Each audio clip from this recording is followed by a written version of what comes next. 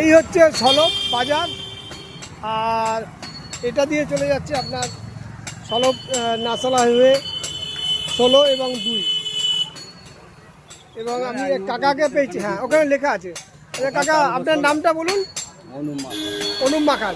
আচ্ছা, আমি দুটো জায়গায় লক্ষ্য করলাম, কোনো কোনো সলপ বানানটা লেখা বাংলার, দন্তেশ্বর লপ আর তালবেশ্বর লপ। এটা নিয়ে যদি আপনি বলেন।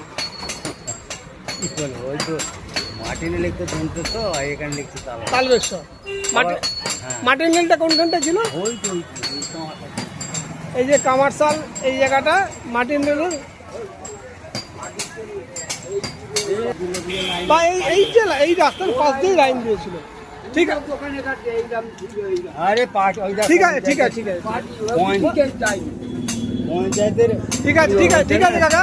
তাহলে আমরা, আচ্ছা আর একটা বাসে একটা কি লেখা থাকে? বাসে বাসে কি আমাদের ওই আইডিটা একদিন দেখি, হ্যাঁ তাদের লেখা দেখেছি দন্তেশ্বর লক মানে কটা ফয় রূপান্তরিত হয়ে যাচ্ছে।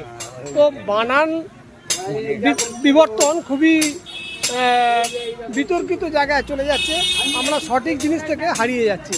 পবিত্র বাজার, সলপ, হাওড়া।